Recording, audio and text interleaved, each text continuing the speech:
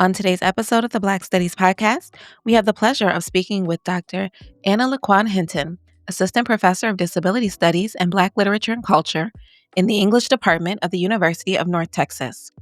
She has published in the Journal of Literary and Cultural Disability Studies and CLA Journal, as well as contributed to the Cambridge Companion to American Literature and the Body, the Cambridge Companion to the Black Body in American Literature, and the Palgrave Handbook on Reproductive Justice and Literature. Her monograph, Refusing to be Made Whole, Disability in Black Women's Writing, which approaches themes in Black feminist literary studies such as aesthetics, spirituality, representation, community, sexuality, motherhood, and futurity through a Black feminist disability frame, is now available through the University Press of Mississippi. Dr. Hinton is a disabled queer mama Black feminist who loves music, loves dance, loves the moon, loves the spirit, loves love and food and roundness, loves struggle, loves the folk, and loves herself regardless. Hello, everyone. Welcome to another episode of the Black Studies Podcast. Today, we have the pleasure of speaking with Dr. Anna Hinton, Assistant Professor of Disability Studies and Black Literature and Culture. How are you doing today? I'm doing good. I'm here, so that's always a blessing. Facts. That is always a blessing. So I guess we'll just start with, how did you get into Black studies as a field, and what keeps you committed to doing that type of work? I really enjoyed thinking about this question.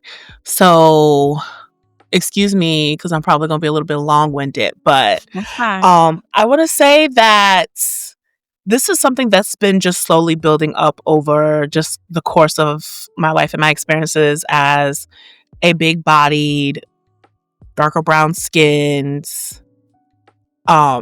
mentally disabled queer woman. So I was born in the South. I moved to New York, and then I moved back to the South. And in that, I transitioned from really predominantly Black spaces, and then in high school to a very white, very racist, very Southern space. And what that did for me, especially as someone who was out when it was not cool or cute to be out as a queer person, and who was also mouthy and who was navigating the psychiatric industrial complex, it highlighted that racism, both in the South, as I was seeing it there, where they were talking about, the Klan was just matching through here, but also in the insidious ways that they show up in the North were real. And so my already kind of burgeoning Black conscious that I was developing, being raised in an intergenerational Black household by a single Black mama, but with my aunties who were invested in making sure that I had Black literature because I was good at school, but also having a lot of time on my hands to do what I wanted to do because of the failures of the school system and how they handle mental disabilities. It emboldened me to really stand out. So I was that loud, queer Black girl in a class full of very conservative students who was like, nope, that's racist. Nope, that's sexist. Nope, this is wrong. And so eventually, I went to an HBCU. I went to Virginia State University. It was local. It was also gaining attention because of the show College Hill that was just now starting at the time. And it was on there. And so at that time, I was a bit in crisis. So dealing with just, once again, what it means to be young, Black, queer, mentally disabled in the state of survival crisis. So there was also a part of me that was going with the flow, but I went to an HBCU. I was able to get out of that kind of hostile space for a little bit. But it was met with its own issues, right, around queerness, but especially the ways that other people come in and perpetuate anti-Blackness.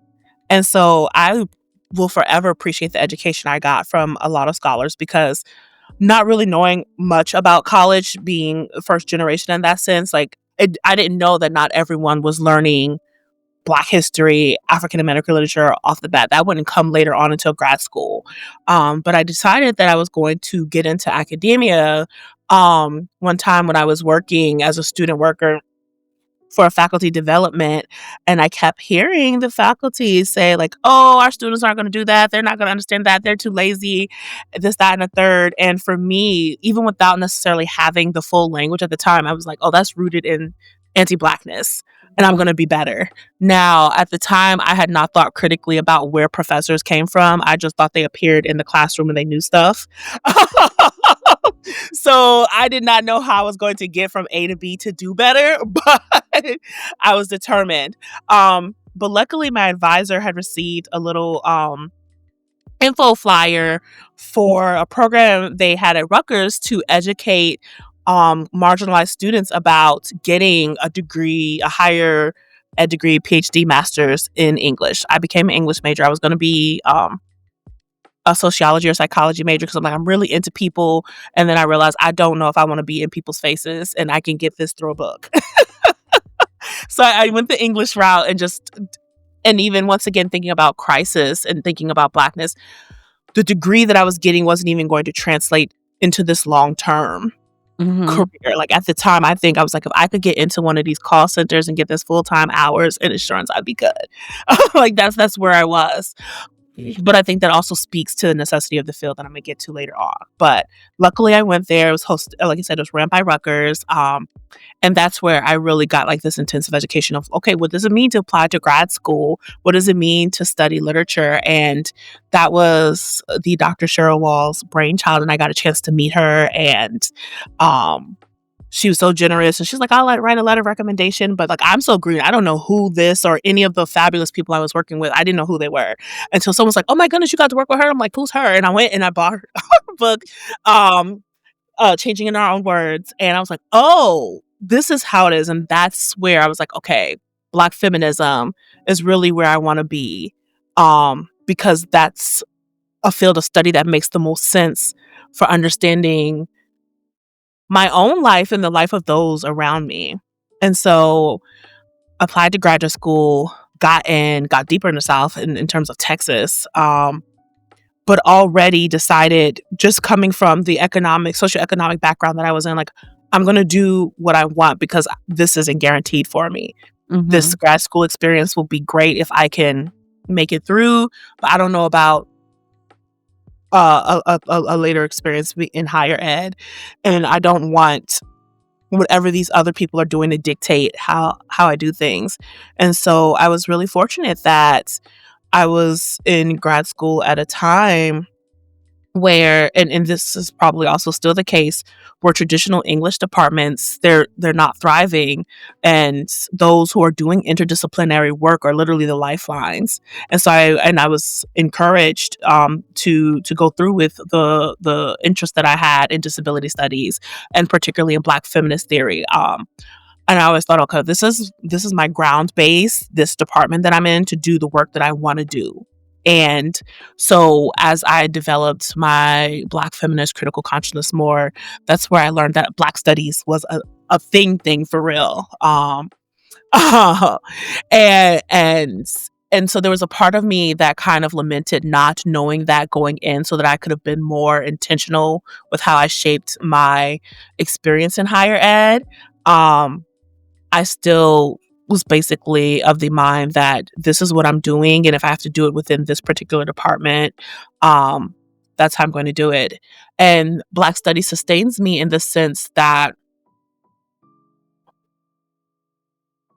the way that I have envisioned a professorship or a career in higher education still very much holds seeds of that. I want to do what I want to do. That commitment to the people and thinking about the lived experiences of Blackness and the ways that anti-Blackness shapes the world, the commitment to my students. And so Black studies then becomes that blueprint of how one does that in different spaces, even if it's outside of a traditional Black studies department.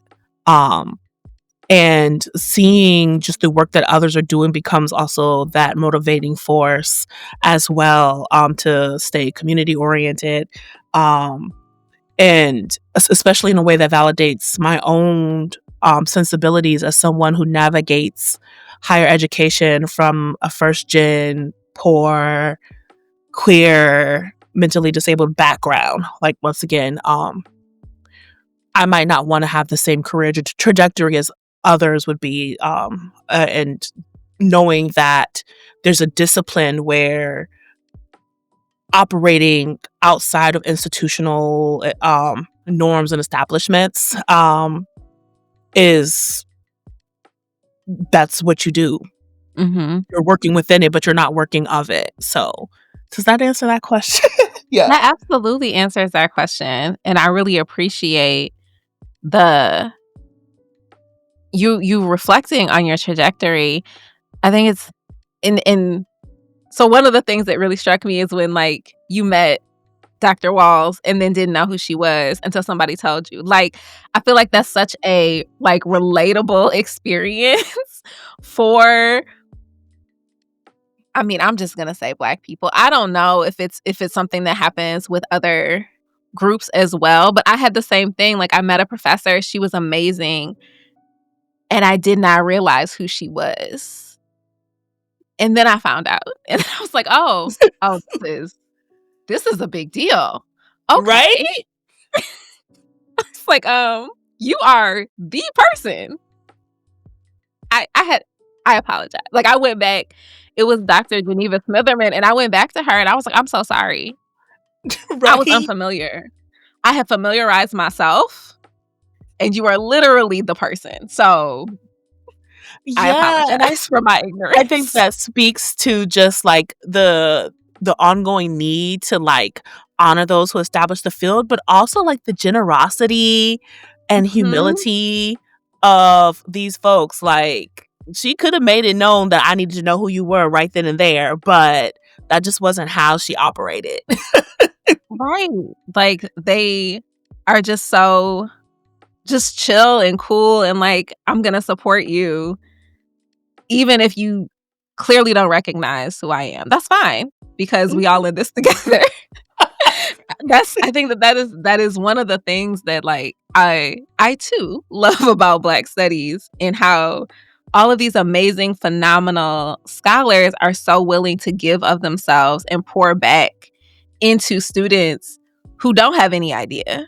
Because we are coming to this not having a blueprint in our families for navigating graduate school or Mhm. going through this journey. And for them to be willing to do that, I think just speaks to their commitment to the field as well. So I appreciate you sharing that because it made me remember my own similar moment of realization.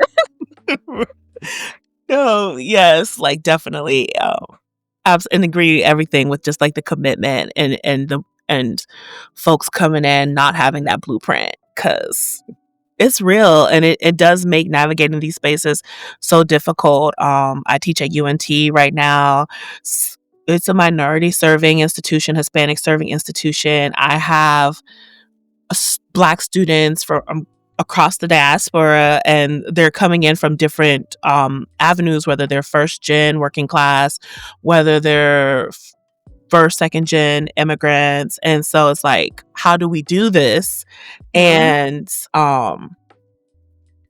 especially as my particular institution gets more comfortable in its like tier 1 R1 status, finding people that are willing to take that time and not make assumptions about what students need to know to navigate these spaces, but also having real conversations. Like, you are a student with all of this in terms of your identity. This isn't how you like, this is what's going on, like, as you Mhm. move through this, right?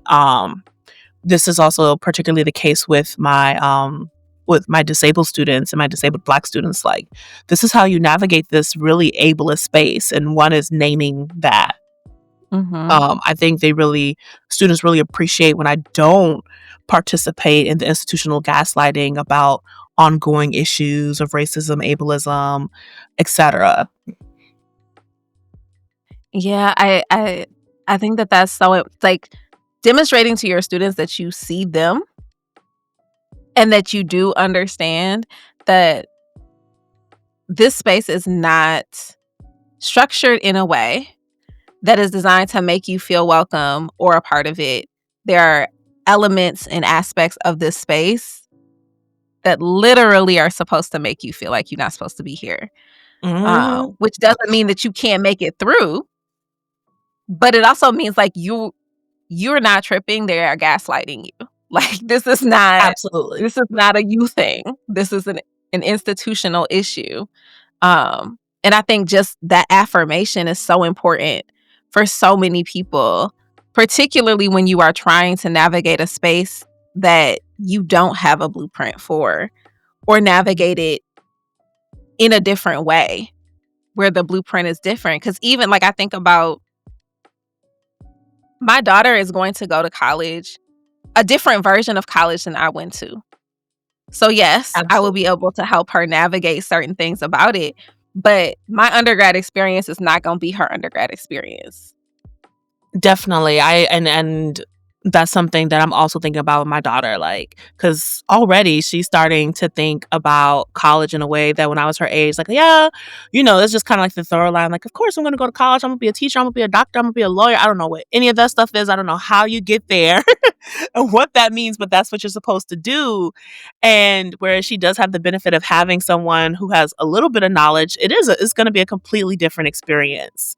Kind of nervous what that experience is going to be like for her, to be honest about it. Yeah. Yeah. Me too. I'm just like, let's see how much the tools that we can pick up to navigate this shifting space of higher education and what that's going to look like in 6 years when she getting ready to go. Yeah, it's going to be different. That's where I think also Hopefully. like, so go ahead. No, go ahead. No, I was saying I think that's where the work that we do in Black Studies is going to be so important, and especially the community aspect of it, because I get to go and I get to talk to her, I get to talk to her little cousins, her little friends, and start to give them that critical consciousness to navigate Mm-hmm. these changes. I think the theoretical interventions are and the intellectual aspect of the field is so crucial, but like also being able to translate that and talk to actual people Mm-hmm. is so important and is so helpful. So even at her young age, she's Lord bless us whole, but she'll tell the teacher like, no, that's racist. Like, no, that doesn't fly. Like, but our babies don't have that anymore. Like I said, I grew up in an intergenerational household. And so, there was still some of that kind of like, this is not in a bad way, but like that Southern Black respectability politics. This is how you navigate the world. And there was some use in that. Obviously, I was a disappointment with that, except for the fact that I was quote unquote smarter and I did school well. But it was helpful seeing those perspectives. So especially that value of intrinsic knowledge, like you need to learn this. This is something that can't be taken away. That for me then later translated in, I need to like value learning these systems because this is how we survive. It's not necessarily abstracting Blackness and Black experience to the point of where it's untethered from people, but knowing that aspect of what the field does is crucial.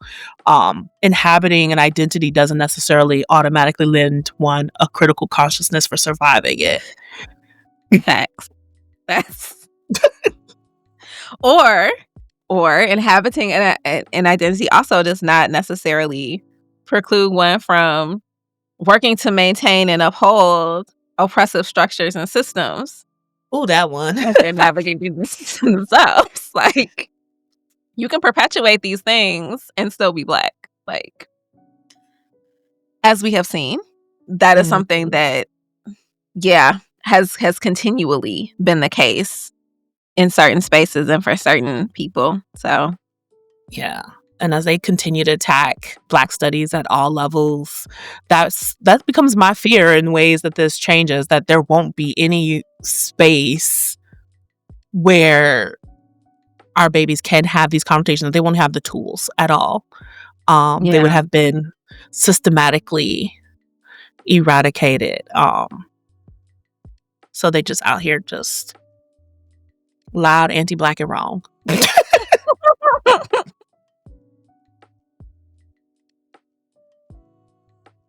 Yeah. So building on that and thinking about,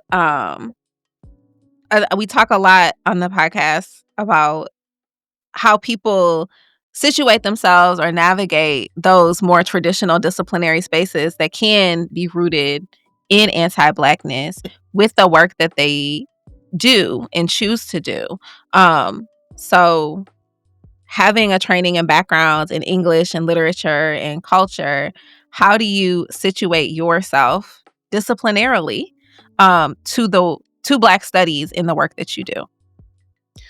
Ooh, so I mentioned earlier that I went to an HBCU, and so my understanding of college was you automatically got that kind of, and like I said, at Virginia State, I was so fortunate where I learned Black cultural studies as part of my English literature training as an undergraduate.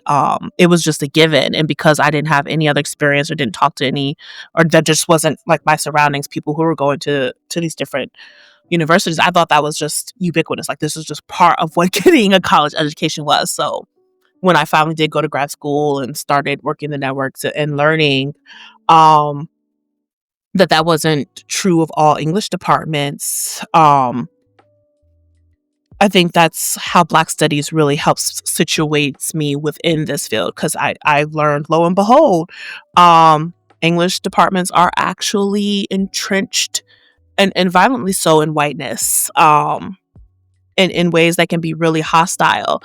And I think, like I said, what becomes interesting, I'm entering into the field as in terms of my capacity as a faculty member at a point where traditional English studies is under attack. There is not just under attack along with the general humanities, but it's also I don't want to say dying, but dying in a sense. We're losing majors.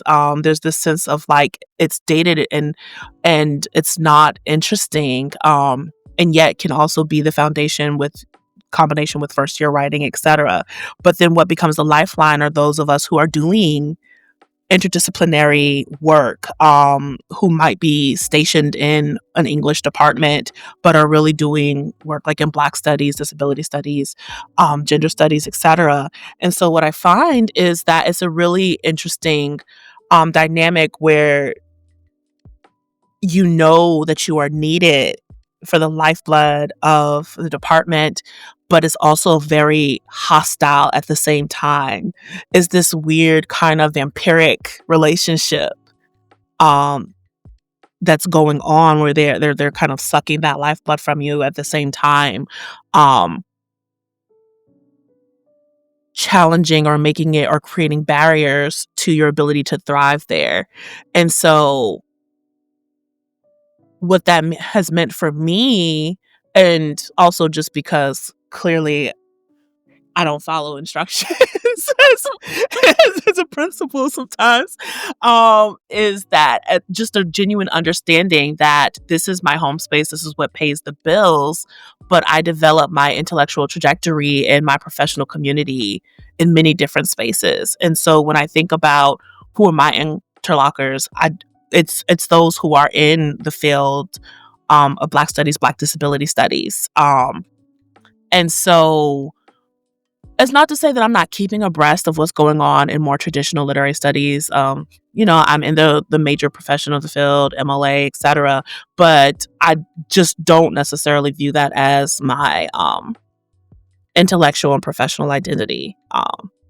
And like I said, I think that's just really, once again, a mindset that's come from growing up Black, poor, etc. This is what you do to pay the bills, but this is what you really do, right? And so Mhm. that's kind of how I navigate my relationship, being situated in a more traditional department, but I don't really see myself doing the work so much of that department.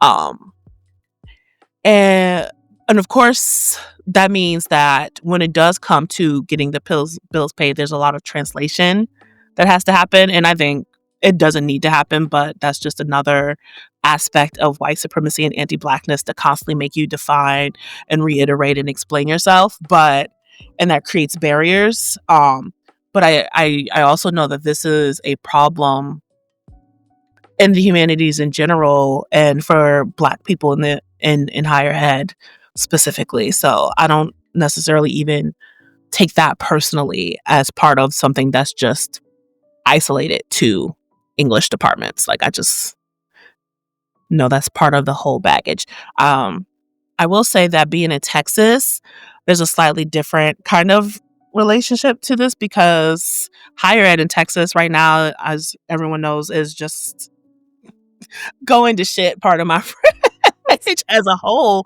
But I also know it's a preview of what's to come other places. Mhm. Um, and so it is interesting knowing that my classes enroll students want to take, like, I'm teaching a Black erotics class and a Black affects class. This is what they're interested in. This is how, you get seats in the door for cross disciplines, but also knowing that I technically should not or cannot be teaching what I teach and study and research. I want to ask you to elaborate a little bit, right, on um your focus on Black disability studies, and maybe a little bit how you came to that, but how you see Black disability studies in, like, the broader field of Black studies. I've had a couple conversations with scholars about that lack of emphasis and acknowledgement that can sometimes happen in Black study spaces about Black disability studies. Um, so how does doing that work in connecting that to this broader field of Black studies, how do you situate yourself with that? So I got into Black disability studies, I mean, just by my lived experience. And I tell the story all the time, and I told it on the podcast of getting into grad school, taking a disability studies course, and just seeing how white the field is, even though my lived experience said that the experience of disability is very entrenched in Black culture. And when you do the studies, like, Black folks are disproportionately, and those are just the folks who can identify as disabled. Mhm. But even more so, the anti-ableist kind of thinking and logics I'd recognized in Black feminist literature. I was like, this is something that Black women have already been thinking about and coming to terms with, and etc. And so when I think about Black disability studies in the field, and in terms of, like, the larger field of Black studies, to me, it's like this is a conversation that folks in Black studies are already having, have been having, but do not say the name, either because they don't know, Mhm. or now that disability studies is more established, have yet to decide to say.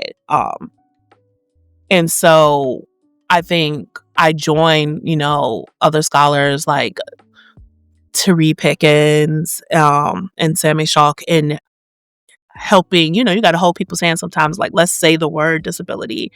But I'm also of the mind, and as are they, that, Blackness has had a really contentious history with disability, that specific word. Um, Mhm. and so, like, how, knowing that we do have to reconcile that, right? And then also being of the mind that Black folks have had their own way about speaking and naming and articulating issues. And so how has this been articulated in Black spaces? I think it's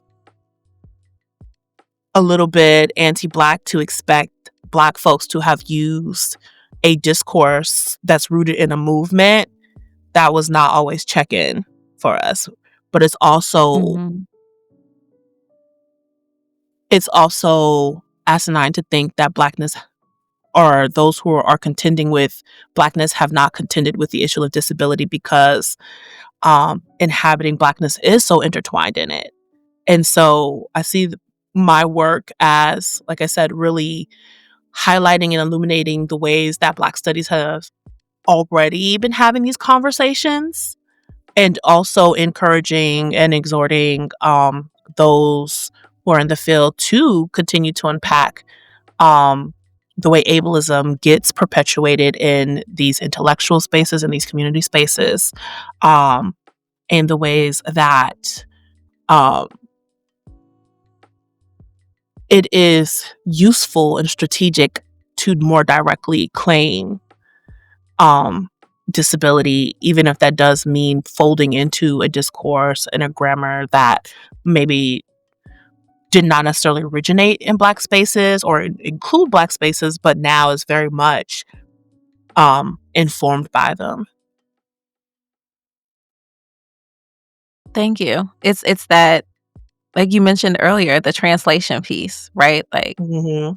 Imma do what I wanna do, but Imma translate it so that y'all understand that, and you have what you need for this paycheck or this research to be funded or this to move forward and be taken seriously.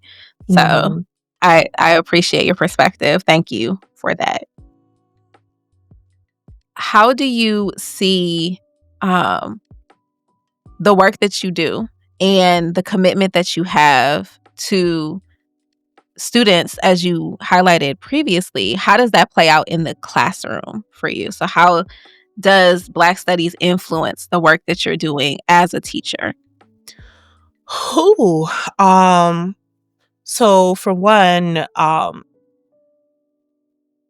this is where I really will intentionally say like a Black disability studies perspective, because I do, as I design courses, I think about accessibility in a very broad sense, but I'm really carrying over that language from a disability studies perspective. Like, what does it mean to make my classroom not just environmentally accessible, but also um, make the work accessible? And I know there's like already like a history and a conversation and a debate within Black studies about, especially around theory, like, okay, how much do we do this kind of like translation and changing up of the language to make it accessible? But from a disability studies perspective, bringing that in, I really am committed to doing that kind of labor.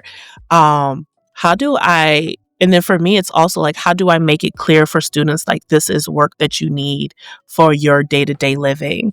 And so, in addition to thinking about how do I make my syllabus accessible, how do I get students comfortable with considering, like, how do I advocate for my accessibility needs, even if that does mean more explicitly claiming disability? Because some students, it's never occurred to them to say like, hey, maybe I should go to ODA, right? They've just been kind of struggling along. But also, how do I advocate for making this world accessible for myself and others in multiple different ways, whether that is like combating anti-Blackness, having the critical discourse that you need to analyze what you watch. My courses are very pop culture heavy. I teach, literature. It's an English department, but it is. I really do try to bring it home. I encourage them to engage with social media, current conversations. Um, I try to craft assignments that really do encourage them to think about how this is affecting my life. And it gets really interesting because I do attract a lot of the Black students and students of color and the queer students and disabled students to my classrooms, and where this is their first time encountering this kind of work, this kind of way of approaching the class material, where I'm not talking down to them, um, where I'm not trying to exercise power dynamics that really come across in other classrooms within English in particular because of the entrenched whiteness. but also just the general idea of like this work is applicable to life. I think what we see with the new generation of students, there is that divorce between I'm here because I have to get this degree to make money, and I'm here because actually, like, there are things I'm living in this world, and there are things I can come into the classroom to make better sense of it. So, my pedagogical practices are very much informed by like bell hooks, and critical pedagogy, and so that becomes really difficult. Like I said, in a place in the state that we're currently in, and state by both location, but also political climate, um, Mhm. where challenging students to think critically about how these theories and those who are trying to understand what it means to build subjectivity, to think of one's identity, um where it's threatened, it's it's literally outlawed, and so for me, it's coming up in the classroom is also making the decision that come what may, I'm still going to be committed to helping students through that because they do find it valuable. They do occupy a social media world where there is the pretense of self-reflection, but once again, without the tools to really do that. And so I see the classroom work as building those together, especially now. Um, so for instance, one of the assignments students love are video essays. Like I do that. It's also a way around AI interventions as well. I'm like, you can use your little TikTok and video captures, and it's something that they really relate to because people are chronically online in that particular medium, the video medium, and are encouraged to go off at the mouth with their opinions, but and they have and because of the way that Black feminism has gone mainstream, they have the language, but they don't always have the content. And so rather than trying to kind of bifurcate the two, like, oh, this is the content, this is where it belongs in the classroom, and dismissing these other spaces, trying to give them the tools to bridge them. And so that becomes one of my main goals in that classroom, um, in the classroom space. Because they're talking about it, they're exposed to it, but they're not exposed to ideas that have been deeply thought.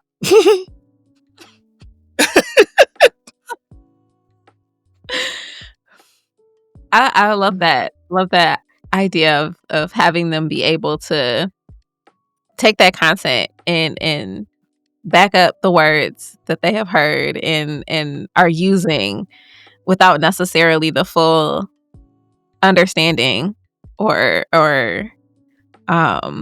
capacity that is possible to actually use those ideas together. So I really like that idea of the video essays and like the TikTok filter through which those can be utilized. So thanks. I think that's a great idea. And it does circumvent AI. So, which is something we're all thinking about right now. Yes, we are. So I also want to ask about like your new book. So you have a new book. Do you want to speak a little bit about that?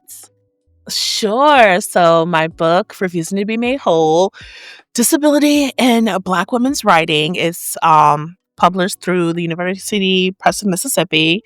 And it's basically the culmination of graduate work or even work before graduate school. And so in that book, I am taking up established conversations in Black feminist theory and Black feminist literary studies, and approaching them through a critical disability studies lens, a Black feminist disability study lens. So I'm thinking about conversations around self determination, around motherhood, around sexuality, around spirituality.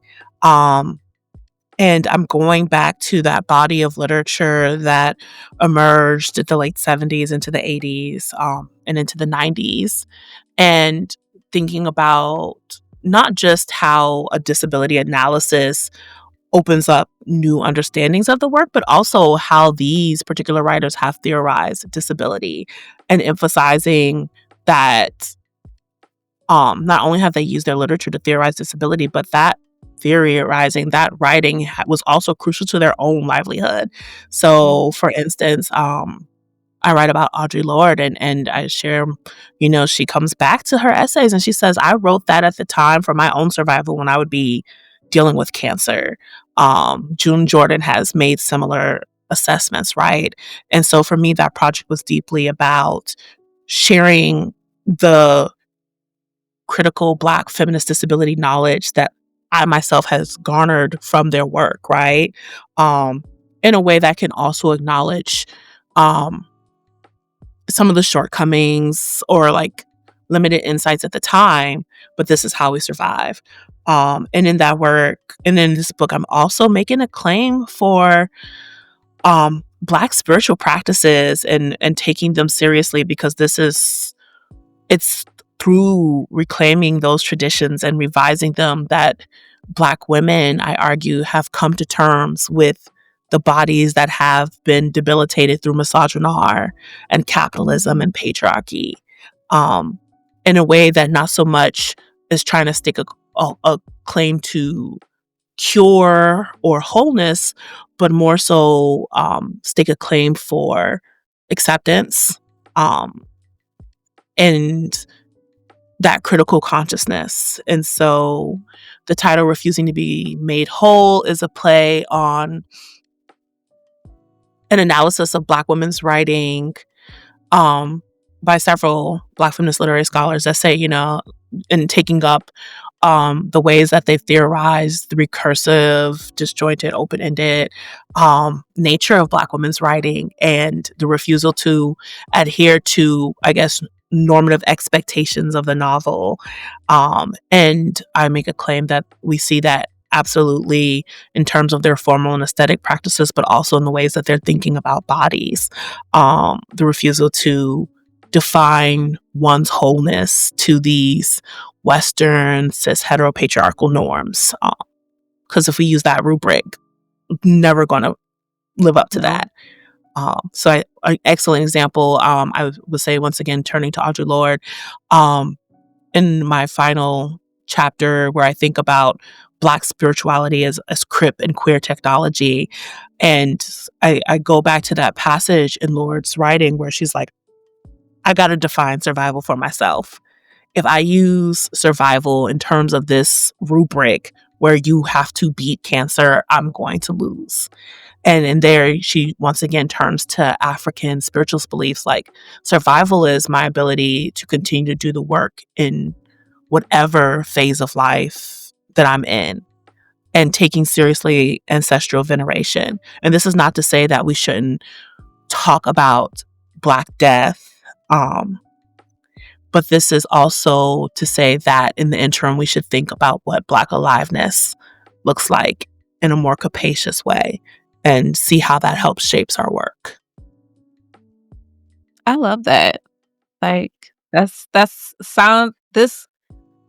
is such a necessary conversation and contribution right now, as so much of our current context is demanding that we rethink what life looks like, what survival looks like, what resistance looks like, what raising children looks like. Like it's there's so many there it is necessary that we redefine what those things look like for us. And so I think this is a super important and timely conversation to be had. So thank you for that scholarly contribution. Um, and I truly hope that it is widely read, because I think it'll be really helpful as we think through these moments, particularly drawing on those writers. Like you said, Black women have been writing about these things forever. And without necessarily always being widely acknowledged for doing so. And I Yes. definitely I love the wider acknowledgement of Black feminist and Black critical feminist writings that is happening and keeping afloat, as you said, those more traditional disciplines that are And they rooted in are. anti-Blackness. Yeah. They definitely are. And I think part of what I want to do in my scholarship is name the thing. I always get peak annoyed, irritated, sometimes pissed off, where you'll read something and they may cite the people here and there, but they're definitely espousing the ideas, but they're not going to call it or even credit a Black feminist or critical Black feminist genealogy. And I was like, that's shady. And so, even in disability studies, even though the field had been really, once again, entrenched in whiteness for a while, when they would pick up, others, and they might borrow from Audre Lorde, et cetera, et cetera, et cetera. And so just joining the cast of my colleagues who are saying, like, say what this is. This is you developing the theoretical foundations on the field on work that Black women have done, theorizing that they have done about this. So, Yeah. Name it. Be name it. explicit. Give the credit. Yeah. Yeah. Thank you for that.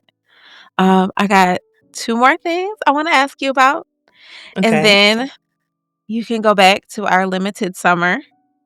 Oh And my gosh. it is rapidly ending, unfortunately. Uh, Right? so I feel like you have touched on this at multiple points in this conversation, but feel free to elaborate, expand, or add. What interests or excites you most about the past of the field of Black studies?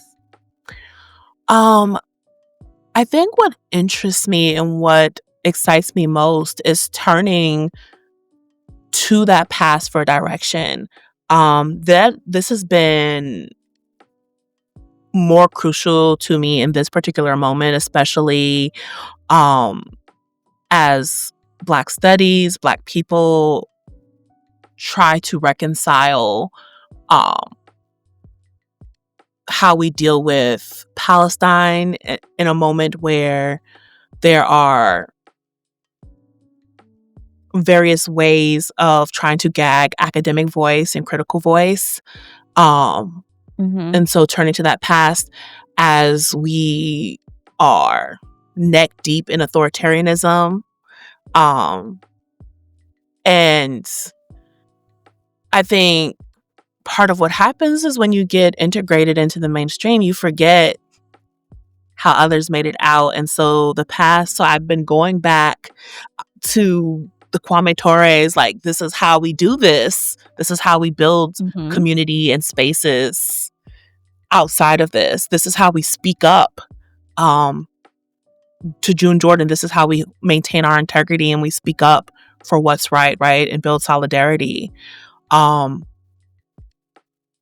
go back to the Audre Lorde, like, everyone's got the stickers and the t-shirts, like, your silence will not save you, but meditate on what that means, like, to take that serious as a heart attack, right? Mm-hmm. In this moment. And so I think there's so much excellent work being done by my contemporaries right now. I love seeing what new is coming through. It's always so much. Could be difficult to keep up with. That's why I love this podcast. And I'll be putting out episodes like the rent is due. So no end of engagement. But I really have genuinely been going back to the past because their incisive critiques of the state, of capitalism, of imperialism, I won't say they've been intellectualized in a sense, but I will say thinking about them as practical steps in our day-to-day living is important more than ever right now. Yeah, I agree. I agree. And I think that, yeah, there's just so much that can be learned from going back to those to the things that have already been written and are there just waiting for us to go and read them. Right? Just waiting. Um, and so, yeah, I have taken it back. So that's actually an inappropriate question. I have taken it back, rethinking mutual aid. What does that look like in practicality? Like, um, what does it mean to challenge the state? And just really going back to that because it's ghetto and not even ghetto fabulous. Oh, that song, it went viral a couple years ago, Earth is Ghetto. I wanna Mm, leave. Yeah, it's a lot. it's a lot and it's intense. And I had a moment of just crisis where I was like, I feel stuck. I don't know what to do. And then, I forgot where the reminder may have came from. I don't know. But I was like, wait, I think it was probably a reading list someone had put out, like a reading list for these moments. So like, wait, yeah, we have blueprints. Do they might need to be tweaked, updated? Yes, but we have blueprints. And so going back to those kind of foundational texts, even perhaps a little bit even before Black studies was formalized in the institution, has just been like invaluable for keeping the dread at bay and thinking about where to go from here. And I'm still digesting it. Like, what does that look like on a day to day basis? But it has been a comfort. It has been very useful, especially in thinking and theorizing. Like, how do I go into the classroom? How do I maintain, like I said, integrity in these moments? Thank you.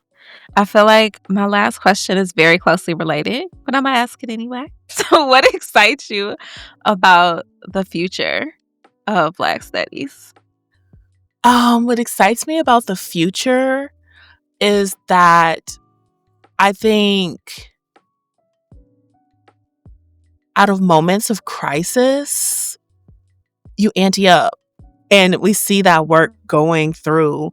And so, like I said, like even within Black feminism specifically, there's, that crisis about this last election and where to go. And I think out of that, you see just growth and development. And I am thrilled to see how people are reconfiguring what their Black feminist politics look like from there. Um, so I'm excited about that. I'm also excited to see the ways that the field evolves and thrives as it's under attack because once again in moments of crisis and threat, you got to level up. Um, I have absolutely no doubt that regardless of whatever political um and legislative attacks come that make the teaching of Black studies difficult, that the practice of Black studies will continue. And so Mhm. I'm just excited for that. Um, and I'm excited for the generations who are still getting this information and how they transform and move with that. Um, so that's where I am. That's where the excitement comes from. And then more immediately, getting back in the classroom. Um, like I said, I'm teaching a Black erotics course this fall semester. I'm teaching a Black affects course. Um, and even though there is that worry that people gonna try it, gonna try me, I know for the most part that the students are going to be engaged and interested. And so that's always going to be great. And together we'll come up with new ways of thinking about these issues. I working with students is always like kind of like the best way to really think through the thoughts and concepts that we're grappling with in the field. So Mhm. yeah. Absolutely. Thank you. Thank you so much. I've thoroughly enjoyed talking with you today. Is there Say, anything you want to add or leave on? oh, you've been amazing. I appreciate y'all doing the work of this podcast, creating other spaces to get, like I said, this knowledge out, to get this practice going. Because that's how we survive, right? Um, so no, and I'm just grateful to be here and included. I was like, oh my goodness, they invited me. So look, Ma, I made it. Well, So thank you so much for agreeing to be on. I mhm. truly appreciate it. I was very excited to talk to you. And this whole conversation has been motivating and affirming and definitely a good way to ride into the new semester. So, Oh thank yeah, you. it's gonna be a ride. Thank you. It is.